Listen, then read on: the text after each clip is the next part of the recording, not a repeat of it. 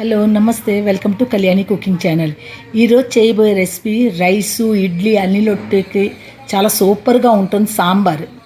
ఇది ఇంట్లో పౌడర్తో చేస్తే చాలా సూపర్గా ఉంటుందండి.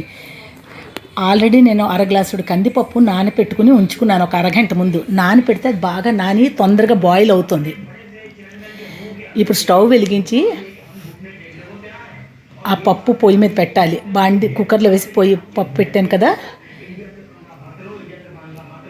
చూస్తున్నారు కదా. ఇప్పుడు దానిలో 2 స్పూన్స్ ఆయిల్, 1/2 స్పూన్ పసుపు వేసుకోవాలి.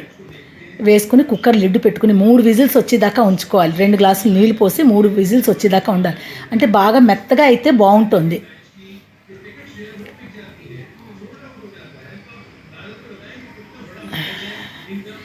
మీకు నా వీడియో నచ్చితే లైక్ చేయండి, షేర్ చేయండి, సబ్స్క్రైబ్ చేయండి.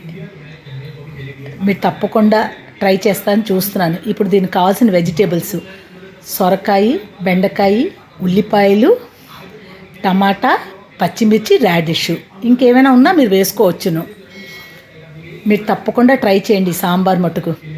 నిమ్మకాయ అంత చింతపండు నానబెట్టుకోవాలి. నేను పౌడరే కదా అని మీరు చింతపండు నానబెట్టుకోండి. ఇప్పుడు గిన్నెలోని ముక్కలన్నీ వేసుకుని నీళ్లు పోసుకోండి. 2 గ్లాసులు నీళ్ళు పోసుకోండి. ఈ లోపల కుక్కర్ అయిపోతుంది. 3 విజిల్స్ వచ్చేస్తాయి. సాల్ట్ వేసుకోండి. మీకు టేస్ట్కి సాల్ట్ వేసుకోండి. పచ్చి కొబ్బరి ఇది ఉంటే వేసుకోండి, మిక్సీ చేసుకుని, లేకపోతే స్క్రిప్ చేసిండి. ఇప్పుడు చూసారా, ఉడికిపోయింది. పప్పును పక్కన పెట్టి ఇప్పుడు ఈ ముక్కలన్నీ మనం బాగా బాయిల్ చేసుకోవాలి. పప్పును బాగా ఎనుపుకోవాలన్నమాట. ఇప్పుడు దీనికి powder, sambar powder homemade ఇంట్లో చేస్తాను. 2 చెంచాలు శనగపప్పు, 2 చెంచాలు మినపప్పు, 2 చెంచాలు కందిపప్పు. ఇది సిమ్లోనే పెట్టి డ్రై రోస్ట్ చేసుకోవాలి. ఆయిల్ వేసుకోండి. అస్సలు దగ్గరుండే డ్రై రోస్ట్ చేసుకోవాలి. మాడిపోతే అస్సలు బాగోదు. ఇప్పుడు వెలిగించి డ్రై రోస్ట్ చేసుకుంటాం అన్నమాట. 2 చెంచాలు ధనియాలు, 1/2 స్పూన్ జీలకర్ర, మిరియాలు ఒక 10 ఆల్రెడీ పచ్చిమిరకాయలు వేసాం కదండి. బియ్యం 1 స్పూన్,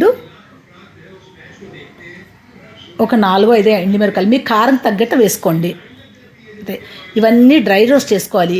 పప్పులన్నీ డ్రై రోస్ట్ అయ్యాక అప్పుడు ధనియాలు, జీలకర్ర అవన్నీ చేసుకోవాలి. ఇవి చూసారు కదా బాయిల్ అవుతున్నాయి.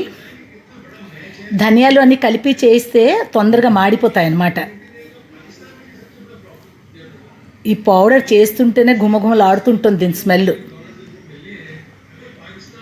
మీకు మరీ చెప్తున్నానండి, కొబ్బరి లేకపోతే పర్వాలేదు, స్కిప్ చేసుకోండి. కొబ్బరి ఉంటే వేసుకుంటే చాలా బాగుంటుంది.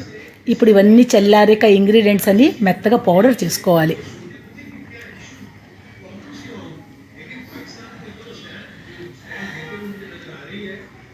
ఈ పప్పు అంతా ఎనిపేసి ఇప్పుడు ఆ ముక్కలను ఉడికాక ఈ పప్పు దానిలో వేసుకోవాలన్నమాట. పౌడర్ ఉంటే మీకు 10 నిమిషాల కన్నా ఎక్కువ పట్టదండి సాంబార్ చేసుకోవడానికి.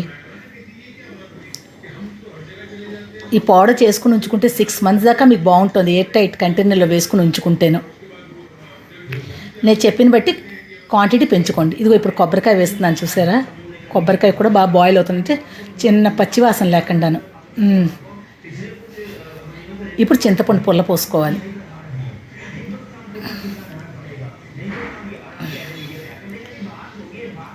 వేడి వేడి అన్నంలో ఈ సాంబార్ వేసుకుని ఉంటే చాలా టేస్ట్గా ఉంటుందండి. ఇప్పుడు ఈ పౌడర్ వేసుకోవాలి. భలే స్మెల్ వస్తున్నాదండి పౌడర్ వేసిన తర్వాత సాంబారు.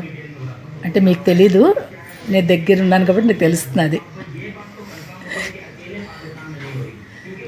అంతే. 5 మినిట్స్ బాయిల్ అయిన తర్వాత స్టవ్ ఆఫ్ చేసుకుని ఇప్పుడు తాలింపు వేసుకోవాలి. తాలింపుకి 2 స్పూన్స్ ఆయిల్ వేసుకుని ఇప్పుడు ఆవాలు వేసుకోవాలి. దానిలోని ఇంగు 1/2 స్పూన్ వేసుకోవాలి. ఈ చెట్టుపట్లు ఆడాక సాంబార్లో వేసుకోవడమే. లాస్ట్లో కొత్తిమీర గార్నిష్ చేసుకోవాలి. అంతే. Very tasty sambar. మీకు నచ్చుతోంది, మీరు సబ్స్క్రైబ్ చేస్తారు, లైక్ చేస్తారు, షేర్ చేస్తారు ఆశిస్తున్నాను. Thanks for watching.